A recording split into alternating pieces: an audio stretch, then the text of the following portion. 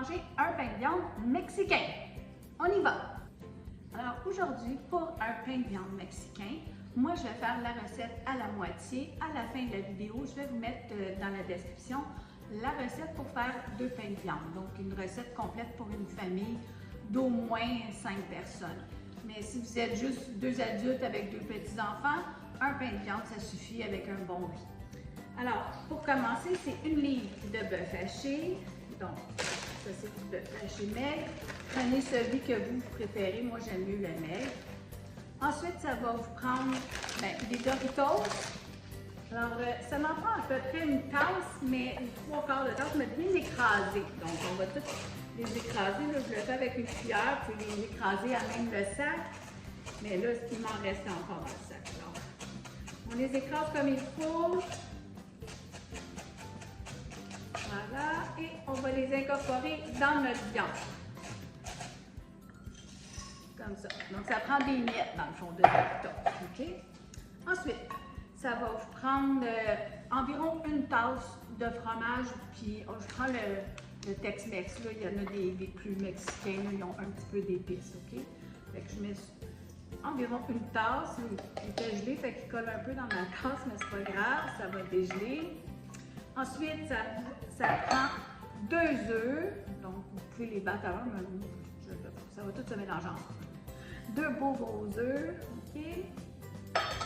Ensuite, ça vous prend un pot comme ça, donc c'est de la salsa. Moi, j'aime bien celle à la menthe, c'est un peu plus sucré, puis je trouve que les enfants l'apprécient aussi. Surtout dans un pain de viande, souvent les enfants trouvent ça, en tout cas, sec ou je sais pas. Mais celui-là, c'est un peu plus sucré, puis je vous le dis, ça fait un bon goût. Alors, ça prend un pot complet, fait que je vais vous le mettre dans la description, là. C'est un petit peu plus qu'une tasse, OK? Si vous n'en avez pas de la salsa, vous pouvez prendre des tomates en dés, ça fait la même chose, mais là, vous allez devoir ajouter un oignon et puis épicer un petit peu plus du sel, poivre, tout ça. Ça, il y a déjà tout dedans, de la poudre d'ail, bon. On va quand même mettre des épices à tacos, et moi, ces belles épices-là m'ont été offertes par l'épicurienne de Saint-Adèle. Si vous en voulez, vous allez sur son site internet, je vais vous l'écrire en bas. Elle va vous donner un escompte si vous écrivez Nani. OK? Donc, ça prend 4 cuillères à table. OK? Puis là, je suis peut-être un peu généreux là, parce que j'ai trouvé un petit peu plus fort. Fait que moi, je vais y aller à 3. Je trouve 3, ça va être assez. Non, même 2.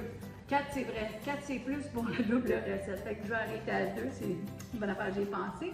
Puis, je vais rajouter un peu de maïs. Il y en a dans la salsa, mais moi, j'aime la couleur que ça fait. Fait que juste un tout petit peu, là. Puis ça, c'est une canne de 7 onces où j'en mets la moitié. Fait qu'à peu près 4 onces, 3 onces. OK? Juste pour dire qu'il y a un petit peu plus de couleur dans mon pain de viande. Fait que là, tout ce qu'il faut faire, c'est de tout bien incorporer ça. Alors là, si vous êtes comme moi, bien, vous commencez à la cuillère, puis on complète avec nos mains. Juste pour brasser les œufs un petit peu au début. Puis après ça, je vais le compléter avec mes mains. Ma viande est bien mélangée. Alors là, je vais prendre mon plat. Ça, c'est 2 secondes. Alors là, ça, c'est aussi quelque chose que si vous la faites en double, vous pouvez le mettre au congélateur. Donc, mettez celui-là avec un bon couvercle, mais mettez sinon un saran wrap, un papier d'aluminium, puis vous pouvez le mettre au congélateur. Alors moi, j'aime bien mettre un petit peu d'enduit à cuisson dessus. Sur mon plat, donc juste pour dire que ça colle pas, okay? Un petit peu. Voilà. Puis là, on va tout verser notre beau mélange dans notre plat. Ça,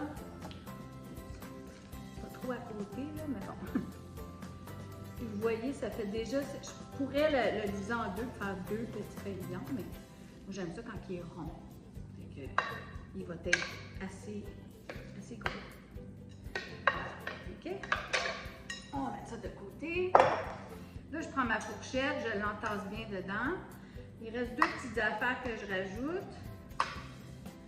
Puis ça, on fait ça souvent sur un pain de viande normal, je trouve, là, un pain de viande ordinaire. On met un petit peu de ketchup dessus. Puis encore là, ben, ça le rend un petit peu moins sec, puis un peu plus sucré, puis les enfants l'apprécient. C'est pas nécessaire. Avec la salsa à la menthe, c'est vraiment pas nécessaire, là.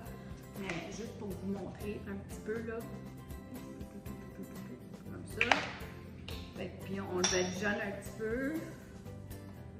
Puis ça fait une belle couleur quand il cuit aussi, là, ça le rend un petit peu plus foncé. Puis la seule affaire que je rajoute aussi par-dessus, pour les gens qui me connaissent, mon four vient de partir, c'est d'autres fromages. Alors j'en rajoute sur le dessus. Puis là, je vais le mettre dans le four avec un petit papier d'aluminium pendant 20 minutes, comme il faut. Après ça, je vais enlever le papier d'aluminium puis je vais le laisser cuire. Ça peut aller jusqu'à 40 minutes encore. Puis je le mets à 325, 350. Je ne veux pas le cuire trop vite, juste parce que nous, on n'est pas pressé de manger. Si vous êtes pressé de manger, vous pouvez le mettre à 350 sur convection. Comme vous voulez. Il faut le surveiller. Okay? Restez à côté, c'est minimum une demi-heure de cuisson, à peu près 45 minutes. Puis comme je vous dis, si vous le mettez dans le bas du four, en dernier, mettez-le en haut, ça va brunir un peu votre fromage, ça va être super bon. Je vous vois pour la dégustation. Mon pain de viande mexicain est prêt. Donc, comme je vous ai écrit, ça prend 1 heure au total. Fait que vous mettiez des 20 minutes ou des demi-heures pour le faire brunir. C'est tout à votre goût, OK? Donc, pourvu que votre viande est bien cuite. C'est au moins 1 heure dans le four à 350. Voilà. Donc, je vais m'en prendre un morceau ici pour vous montrer. Là, ça commence à être tiède. Je l'ai sorti, ça fait un petit bout. Parce que je ne veux pas me brûler. Je vous dis, là, c'est un bon pain de viande juteux. Bon, il y en a qui aiment beaucoup les côtés, comme mon conjoint. Fait que ça va probablement être son morceau. Je vais vous montrer comment c'est beau. Voilà. Oh, j'ai oublié la fourchette, j'en reviens. Alors, je vais garder la croûte pour mon conjoint, comme je vous ai dit. Regardez comment il est juteux, là. C'est super bon. C'est encore chaud, là, mais brûlé. Je vous dis, essayez-le avec la salsa. C'est tellement bon, c'est beaucoup plus vite. Vous avez vu, c'était vraiment pas long à préparer. Un bon souper. Bon appétit!